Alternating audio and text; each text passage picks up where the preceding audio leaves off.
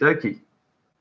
So I'm going to make a little move into what we're doing, and for anyone else who arrives, they can sort of catch up with the recording, which should be sent out to you later. Now, the way that all of this work is going to be delivered is very similar to the last time that we were in this situation, where we are going to be delivering a webinar, and there will be some work attached to this webinar, whether or not that's a Google form or perhaps a little task within the slides. That depends on which task has been set, really. But we've got a Google form that will be sent out to you later in the week, which should align with your working from home schedule. So that will be sent out to you, and you're expected to sort of complete that Google form and hand it into your tutor, to your class teacher, in order for them to keep a log of how well you're getting on, and also just to keep tabs on what content we've covered with you as well. So we're going to be going over Chemistry Unit 1 in today's session, and this is a bit of a recap for some of you, but for some of you, some of the stuff will be fairly new. So I'm going to go through it sort of fairly slowly, but be ready, because there will be the added bits of information, some gems of information, in fact, in order to help you guys remember some of the content from Chemistry Unit 1, from the C1 content. So, starting us off, I wanted you to think about as many facts as you could think of about this element here. And some of you would have already identified that that's carbon, and some of you might have been able to tell me what the atomic number means. This number at the bottom, 6, that obviously referring to the protons, the number of protons, and also in an atom, which is uncharged, so it's not positive or negative, that will also tell you the number of electrons, because we've got an equal amount of protons and electrons in that one. Finally, we can also work out the number of neutrons from this periodic symbol. So we would do the atomic number, sorry, we'll do the relative atomic mass 12 minus the atomic number to work out how many neutrons. So we can see there that carbon has 6 neutrons. So actually it's got 6 protons, 6 electrons, and 6 neutrons. So we can gather quite a lot of information just from this elemental symbol. And that's partly what I want to be talking to you about today, is how we are going to use the periodic table as a tool in order to help us extract lots of information about the atomic structure, about the number of protons, neutrons, electrons in an atom, and therefore how that element might behave in a chemical reaction, what type of bonds it might form. So we're going to cover quite a lot. As I said, it's stuff that we have done, or you know, if any of the parts come up that you haven't done, I'm more likely to be going quite slowly through that section. So in today's session, we're going to be doing these things from the success criteria, talking about charge, mass. We've already done a little bit of that. The electronic structure, or configuration, as it's sometimes called. Ions, so talking about how to describe an ion, what an ion is.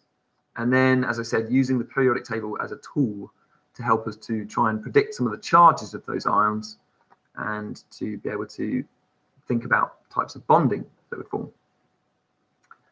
So, classically, one thing that we'd always do is we would be talking about this picture right here. We'd be talking about the atomic structure, and we would show you this model that we often use. Now, in another session, we will go over with you how we've developed these models of the atom, and some of the scientists who are involved in that process, and also some of the the experiments that they needed to go through in order to discover this structure of the atom that we use today. So this table that I'm showing with the atomic particle, the protons, neutrons, and electrons, where it also shows the charge and the mass of those subatomic particles.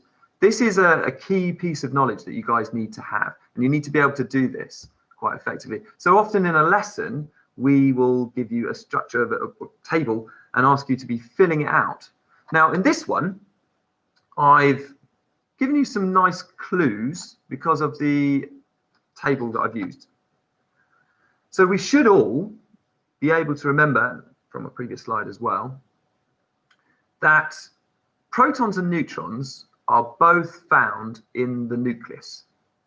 And the nucleus just means the center of. Okay, so in the case of an atom, we're talking about the nucleus being the center of the atom.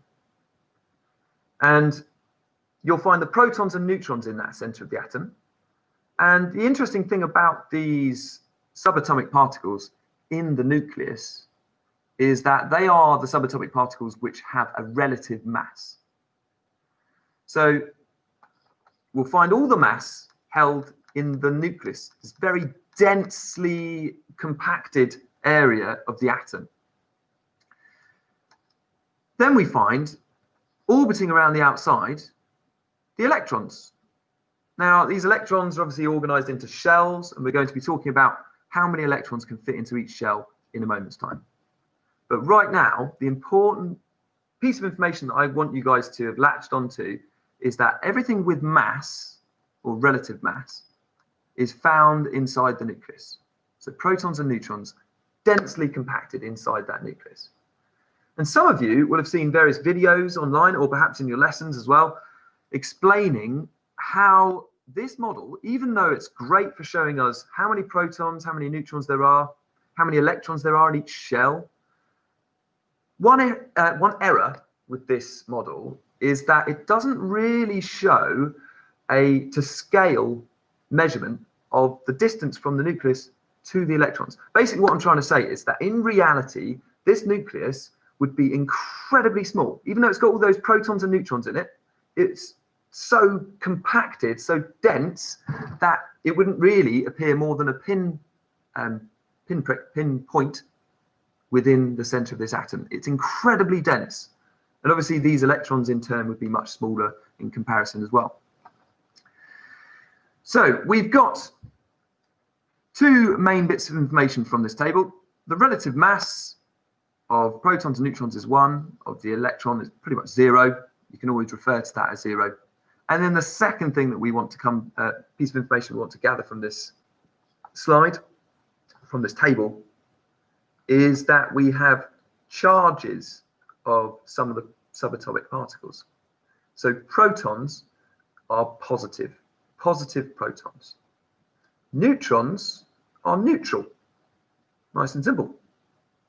Electrons, you have to remember that they are negative. So I always start with the protons and the neutrons, and then I go to the electrons, because I know that positive protons, neutral neutrons, and then we have the negative electrons. So as shown in this previous table, the key bits of information are protons are positive, have a mass of 1. Neutrons are neutral, they have no charge, and they also have a mass of 1. The electrons have a negative charge, but pretty much don't have a mass. Okay, so you can refer to that relative mass as 0. Okay, so we should all be able to fill out this table ourselves from memory now as well, without looking back in our slides. So let's look again at this elemental symbol that we had from before, the periodic table symbol that we had. So again, just to reiterate, the atomic number, the number of protons, is shown by these positive protons in the middle of this element here, this atom. Then we can also work from this must be carbon, because we've got 6 protons. Okay, any element with 6 protons will be carbon. That's like its identification number. This atomic number is its ID. In the same way that any element with 1 proton will be hydrogen.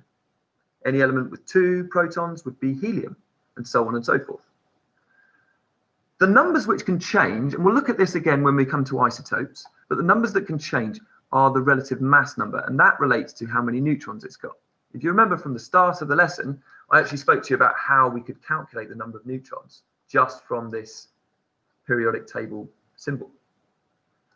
So I can do 12 minus 6, and that tells me there's 6 neutrons. If I count here to double check, 1, 2, 3, 4, 5, 6. Brilliant. This is the most common isotope of carbon. It's got 6 protons, 6 neutrons, and if we count here, 6 electrons. Brilliant. Now, just to reiterate, because it's an atom, it will have an equal number of protons and electrons. So it's got 6 protons. As it's an atom, it's uncharged, so it must have 6 electrons. Brilliant. The number of neutrons, however, doesn't have to always be the same. Okay, so it doesn't have to have an equal number of neutrons to protons and electrons. That can change, and we'll come back to that when we go over isotopes. Okay, so electronic structure. We're getting into the structure now. So we need to be able to talk about how many electrons there will be in each shell. Now, so what I've got here for you is the general electronic configuration. As some of you will be able to say off memory, by memory, is that the electronic configuration will be 2, 8, 8, 18. And what that's referring to is the number of electrons in each shell. And I've written this out here if you want to read through whilst I go through. In the first shell, it's quite close to this densely packed nucleus. And so it's much smaller than any of the other shells. And so it can only hold 2 electrons. So the first shell can only ever go up to 2 electrons. After that point, any other electrons it's got will go into the next shell, into the second shell, which can go up to a maximum of 8. And again, in the shell after that, it can go up to 8 again. Now you can see in the fourth shell, you can go up to 18, but you won't ever have to draw up to 18 electrons in a shell. The maximum amount of electrons you'll ever have to add to an outer shell will be 8. So let's have a look at the periodic table, because this does relate very strongly, very closely to the periodic table. And I find this brilliant. I think this is such a useful skill to be able to have in terms of chemistry. So the periodic table is actually such a good starting place to find out anything about an element. So obviously you may be aware of some of the ways that it's arranged already. So along the top with the numbers 1, 2, 3, 4, 5, 6, 7 and 0, that's telling us the group number of the element. So as you can see, lithium would be in group 1, so would sodium. Whereas carbon, the one we were just looking at, is in group 4. But there are other elements in group 4 as well, like silicon, germanium, tin, they're all in group 4. We also have periods. Now these aren't noted on this periodic table, but this is one of the periodic tables you would get in your GCSE exams. So I wanted to show you one of these. Now the period just refers to the row that it's in. So hydrogen and helium are actually in the first period. Lithium, beryllium, boron, carbon, they're in the second period. Sodium, magnesium, aluminium, silicon, they are all in the third period. Now we're going to find out what these actually mean, how this is going to help us to understand any of the electronic configurations of these elements that we're going to come across. So, as well as being able to identify the groups and the periods, we've got one other way that we can separate these elements out, which is into metals and non-metals. All the metals are on the left-hand side of this sloping staircase, and all the non-metals are on the right-hand side. This will be important information in a moment. Generally, you'll only be asked to talk about some of these transition metals and the group 1 alkali metals and group 2 rare earth metals. In the non-metals, you can be asked for generally any of them except from any below sort of argon. You're not going to be asked about any of those non-metals down there. So we will come, talking about groups and periods. A group, the ones that run vertically, 1, 2, 3, 4, 5, 6, 7, and 0. This tells you the number of electrons in an element's outer shell, and I'll show you that in a moment. The periods will actually tell you how many shells an element has got. Some of you, this will be quite familiar because I've spoken about this before, but for some of you, it might be fairly new. But as I said, this is really useful for trying to work out the electronic configuration of any element in the periodic table. So let's have a look at this. Have a look at this now. Now, group 1, as I said to you before, should have 1 electron in its outer shell. Group 2 should have 2 electrons in their outer shell. Group 3, 3 electrons, 4, 4, 5, 5 electrons. Where it gets slightly different is group 0. Now, group 0 used to be called group 8.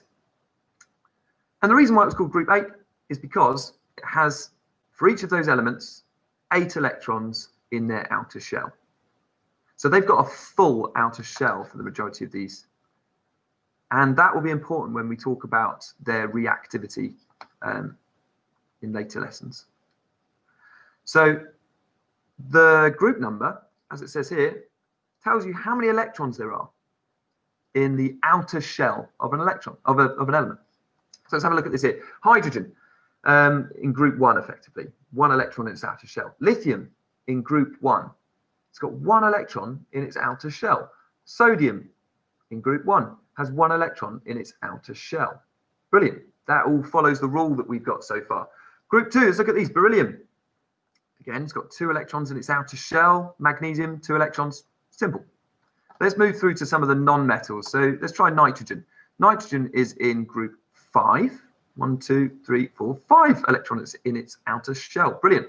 And they all also follow those rules of electronic configuration that we spoke about earlier. They all can go up to a maximum of 2 electrons in its outer shell. For hydrogen, it's only got 1 electron, so it just fills 1 electron in that first shell. Helium does have 2 electrons, so it fills up to 2. Lithium has got 3 electrons, so it fills 2 in the first shell, and that remainder 1 goes in the outer shell. And the same thing happens with all of the elements as we move across that period. In the second period, for carbon, for example, it's got 6 electrons we looked at earlier. We said it can have a maximum of 2 in the first shell, so it goes up to 2. Then in the outer shell, it's got the remainder 4. And again, that's in group 4. If we look at carbon in the periodic table, it's in group 4. Brilliant. It's following all of our rules. What was our second rule about the periodic table? So periods.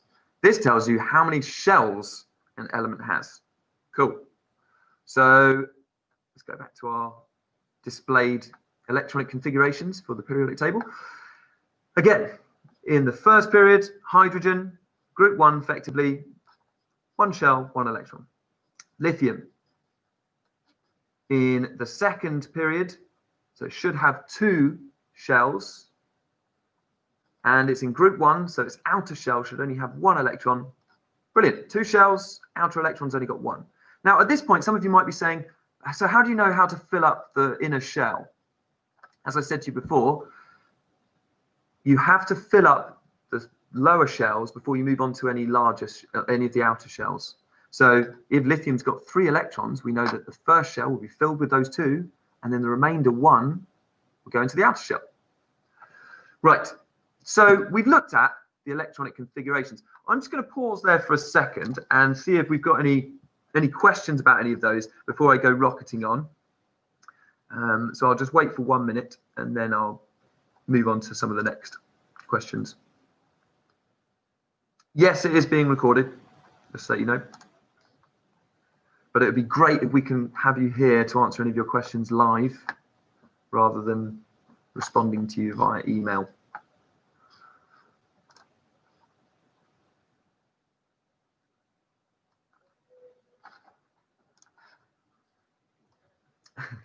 Okay, good stuff. So let's get back onto this slide here.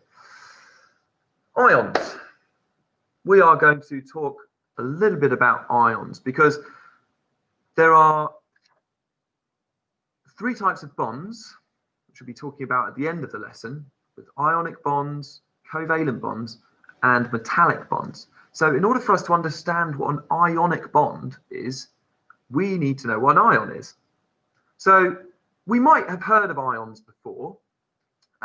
Some of you will have heard of the fact that you need certain ions in isotonic drinks in order to maintain your water levels and your sugar levels in your body. So some of you will perhaps know about ions in that sense. Some of you might know about ions in terms of acids and alkalis. Some of you might not have heard much about ions at all. It's absolutely fine.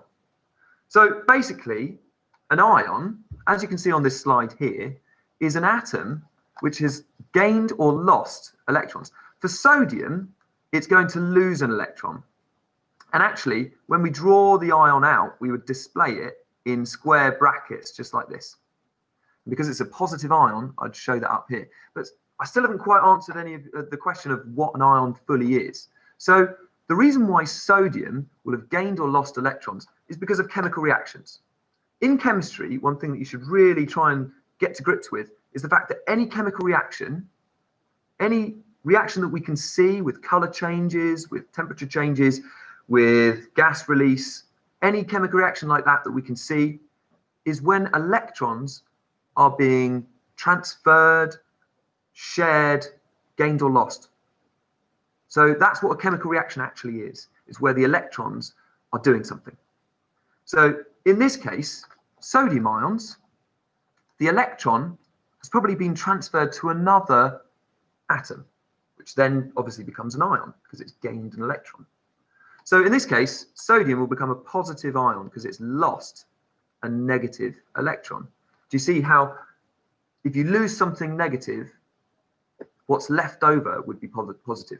I'm going to show you some better examples of that in a moment where we actually go through the maths of it. So hold on for a minute. One rule that does apply to this though, and it will apply to any formation of ions, is that all metals become positive ions. So you'll never have a metal that will become a negative ion. And all non-metals become negative ions. So we can already kind of get an idea about whether metals are going to be gaining electrons or losing electrons, and whether non-metals are going to be gaining or losing electrons. So you can probably already make a little connection in there. Obviously, if metals are becoming positive, they must all lose an electron. If a non-metal is becoming negative, it must be gaining one of those negative electrons. So there's a rule that you should be able to apply to any formation of ions immediately. As soon as you see, talking about ions, is it a metal or a non-metal? Therefore, you'll know if it's a positive ion or a negative ion. So, as I said, we're going to talk through some of the examples and actually explain what I mean by becoming positive or negative ions. So, sodium. As we can see here, sodium has 11 protons. And I can also figure that out from my periodic table. If I were to go back up to my periodic table, I can see in here that sodium has got a proton number of 11. So that means it's got 11 protons. And because it's an atom, it's not charged, it must have 11 electrons as well. Brilliant. So it's currently got an equal number of positive protons, 11, as it does negative electrons, 11. So overall, if I did that sum, if I did plus 11 minus 11, I'd come out with a sum answer of 0. And it currently, as I said, has no charge. It's an atom. It's brilliant. It's all making sense. Now let's look at what happens when it loses this one electron. So when it loses an electron, it's now got 11 protons still, because that never changes. As I said before, the proton number is like its ID number. It's not going to gain or lose any protons. But it's lost an electron. So now it's got minus 10 in its negative charge. So if I did this sum, if I did plus 11 minus 10, I would come out with the overall answer of plus 1. Brilliant. So sodium must be a plus 1 ion. Let's have a look at another one. Magnesium. So magnesium is in group 2. I know that already because in its outer shell, it's got 2 electrons. I can also tell which period magnesium is in. It's in the 3rd period because it's got 3 shells. Let's have a quick look. I'll just do a quick double check, making sure that I'm correct. So I said it's in the 3rd period. So as you can remember, hydrogen and helium in the 1st period, lithium, beryllium 2nd. Magnesium is in the 3rd period, so that's good. It's got 3 shells. And it's in the 2nd group. It had 2 electrons in its outer shell. All making sense. Brilliant.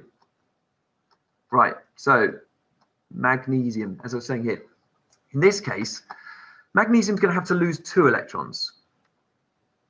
And I should stop for a moment to explain that the whole reason why any element is trying to gain or lose electrons is because actually it wants to have a stable arrangement of electrons in its outer shell. So if it can have a full outer shell, that's really stable. And for magnesium and lithium, the easiest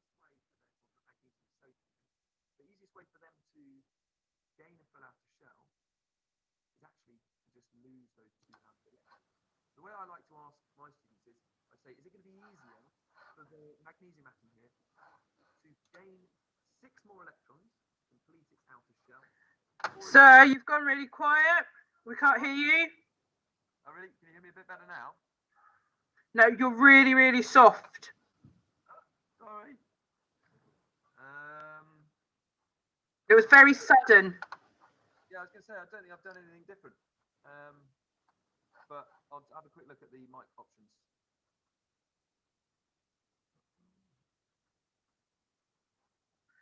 Apparently you're leaning on the mic, one of the students says.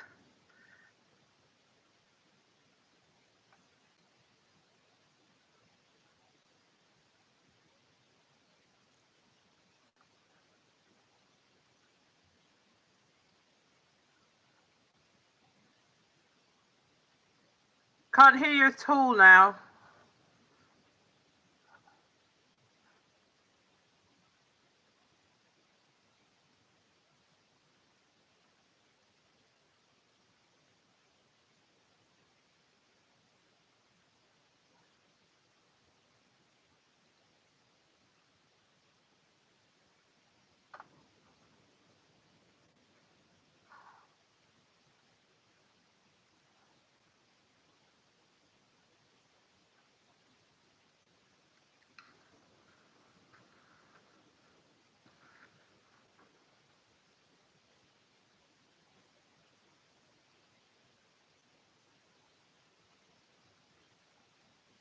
Sir, I can't hear you at all. Students, could you write into the chat to let me know if you can hear sir? Hello. Oh, you're back. We can hear you. Okay, brilliant. I think I just unplugged it and plugged it back in. Okay, brilliant. Thank you. Is that right? Cool. Yep. Nice one. So I'm just going to quickly reiterate this magnesium ion one again, because I think if I've been softly explaining it, it's not a good point for people to have sort of not heard what I'm talking about. So just to clarify, in terms of ions and forming ions, the reason why the reason why any element might want to form an ion or to form any sort of bond is because they're trying to gain a stable arrangement of electrons. So they want to have a full outer shell. Now, in the case of sodium, it's only got 1 electron in its outer shell. So it's obviously going to be a lot easier for it to just lose that outer electron rather than trying to gain a further 7 electrons. So that's what sodium will do. And as I was saying to you before, all metals will form these positive ions because they are losing their electrons. In the converse, non-metals will become negative ions because they are close to filling up their outer shells and they gain electrons. So, as I was saying here, with sodium, it's got 11 protons in an atom. It's also got 11 electrons, giving it this 0 charge to begin with. And it's going to lose that outer electron when it reacts with another element.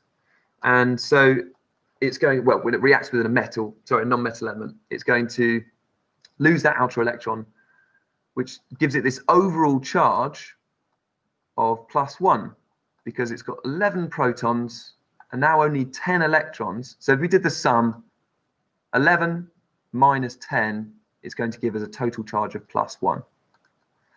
And again, we see that with the magnesium atom. It's also a metal.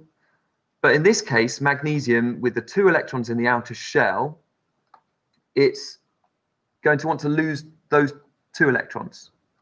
So overall now, when magnesium forms an ion, it's going to have still 12 protons, because as I said, that's like its ID number. Any atom with 12 protons will be magnesium. So it's got 12 protons there, but only 10 electrons. So if I did this sum of +12 minus 10, the overall answer is going to be +2. So this is why magnesium has a +2 charge. But let's look at some non-metals quickly as well. So as I was saying, the non-metals work in the opposite direction. These are trying to gain electrons to complete their outer shell. And if we look at a fluorine atom first, it follows the same rules. Any atom with 9 protons is fluorine. because it's an atom, it's got 9 electrons as well, so it's balanced. If we do +9 -9, it gives us an overall charge of 0. But because fluorine wants to have a stable arrangement of electrons in its outer shell, it needs to have 8 in its outer shell. There's 1 missing. So more than likely, it could react with an element like sodium with only 1 electron. I mean, it could react with others as well. But it could gain this 1 electron from that atom, therefore giving it 10 electrons. If you look at the sum at the top, now it's +9 -10. So the overall sum of that answer is going to be -1. And we draw the fluorine ion, in square brackets to show that it's an ion now, and give it a negative at the top to show that it's gained 1 negative electron. One more example here to look at with sulfide ion. So this one, obviously, I can already tell which group this is in. This is in group 6. I know that because it's got 6 electrons in its outer shell. I can also tell which row it's in or which period it's in because it's got 3 shells. I know it's going to be in the 3rd period. So just to double check that, prove that to you guys real quick again, showing you in here. It's something I want you guys to be doing every single time you get a question. You've got your periodic table there. You're thinking about the electronic structure and you're thinking about whether or not it's a metal or non-metal. So we were doing sulfur there. As I said, it had 3 shells, so it's in the 3rd period down, and it had 6 electrons in its outer shell, meaning it's in group 6. So it's exactly where I predicted it to be. The periodic table works. Fantastic. So going back to the sulfur ion, one thing you might also notice is that with sulfur, for any of the non-metals really, when they form ions, they usually become ides. So it'd be like a chlorine would become chloride, sulfur will become sulfide, and so on and so forth. So sulfur, 16 protons, 16 electrons. It's an atom, so it has total charge of 0. Its protons equal the number of electrons it has. But because it needs to gain 2 electrons to have a full outer shell, we know electrons are negative, it must end up with a negative charge of 2. And again, you can prove that using the sums that I've shown here. It's got 16 protons. That never changes for sulfur. In this case, it gained 2 electrons, so it's got 18. So now if I do the sum plus 16 minus 18, I get -2. Basically, it's got this ion has a charge of 2- or -2. Right, again, so this is all linking back to our periodic table. We want to be thinking about how these elements are interacting with each other and how they're sharing, gaining, or losing electrons. But there's another way that you can do this. So there's another sort of trick that you can use for the periodic table. And again, this relates to their group number. So we already saw that sodium was in group 1. It has 1 electron in its outer shell. It needs to lose that 1 electron to have a stable arrangement of electrons, to have a full outer shell basically below. So sodium is going to lose that 1 electron and it's going to have an overall charge of +1. Convenient because it's in group 1. For magnesium, we also saw that it had 2 electrons in its outer shell. And so it needed to lose those 2 electrons to get a full outer shell underneath. So magnesium is going to form a +2 ion. So you can start to see a pattern forming. But then when we get to the middle, this is where it gets a little bit more difficult, because we need to be thinking about for non-metals like nitrogen, oxygen, fluorine. Those non-metals are going to need to be able to gain electrons. So they're going to be becoming negative. So if we look at it in their electronic structure here. I don't know if you can. I've done something. Oh, I can hear you, Louise. I'm going to. Okay, cool. It's all right. I've just forgot to mute myself. That's cool. No worries. So, yeah, as I was saying, with the charges of the ions, you can also lay it out on your periodic table like this. And when you come into any exam, I expect my students to generally start labeling their periodic table for a chemistry exam straight away. So along the top, where it says group 1, group 2, group 3, you just put a plus behind them. and it tells you in that group what charge the ion would be. Now, as I said, it gets different when you get to group 5, because if you think about the elements in group 5, these ones, nitrogen, phosphorus, they actually need 3 electrons to get a full outer shell. We remember that in the second shell, it can go up to 8. So the first shell's filled up to 2, brilliant. The second shell can fill up to 8, and currently nitrogen has only got 5. So it needs a further 3. And we know that electrons are negative, brilliant. So that means that all of the elements in group 5 can form -3 ions. And it follows a similar pattern from that point. Group 6, they all form -2 ions. Group 7 would form -1 ions. And group 0 forms no ions. And we want to be thinking about why that is. So for group 0 or group 8, they already have a full outer shell. Neon has 8 in its outer shell with 2 shells. Helium has 1 outer shell with 2 electrons already full. So as we can see here, they've already got these stable electron configurations, and so they don't need to form ions. So this is what I'm expecting students to kind of come in and label their periodic tables in their exams with the trend for the ionic charge and for the period numbers and things as well. But there's also quite a lot of information on here already. So at the start, I asked you about the atomic number and the relative atomic mass, and I asked you to tell me as much information as you could about the element based on just those 2 numbers. And quite a lot of you would be able to do that. Some of you need to practice that. Some of you need to get better at working out how many electrons it will have in an atom, or how many protons there are in an atom of magnesium, how many neutrons there might be in an atom of sodium. What I've done right here, though, is I want you just briefly to try and figure out what charge of an ion potassium, magnesium, and oxygen would make. And then I'd also like you to be thinking about how many electron shells they've got and electrons in their outer shell. So just have a moment to think about that briefly.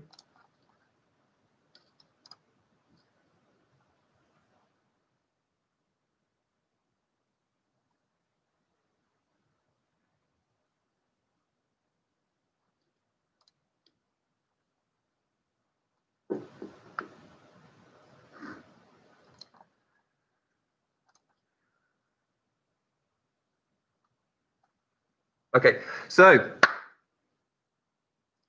we should have come to the conclusion potassium, being in group 1, would form a +1 ion. Magnesium, being in group 2, form a +2 ion. Just to remind you of the other rule, to begin with, I already knew that potassium and magnesium would be positive ions because they're both metals. They fall to the left of that staircase, so they're going to be positive. They're going to lose electrons and become positive ions. Oxygen, on the other end of it, would form a -2 ion. Now, basically, that can also tell us how many elements you'd need to balance for an ionic compound.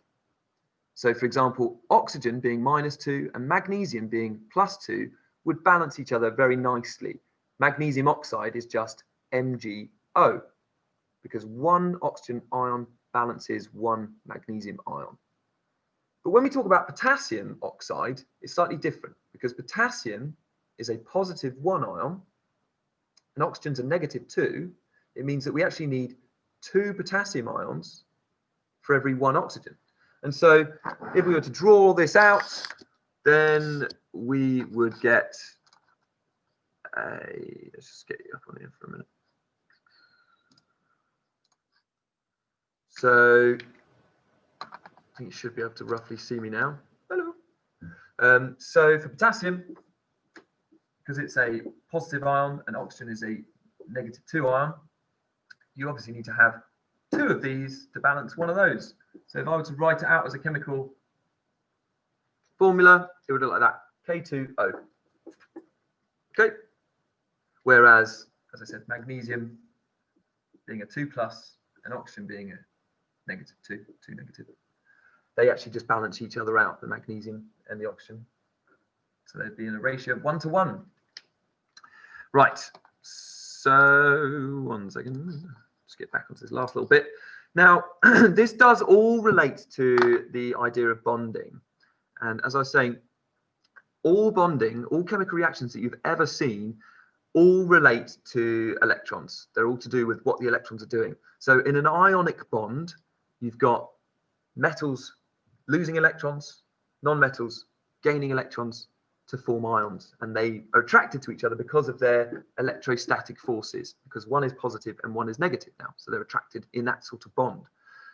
Covalent bonds, we'll go over these more for some of you that haven't done it as much detail. I know that my class have been doing covalent bonds already, so I want to kind of get you guys to think back to the lessons about covalent bonds.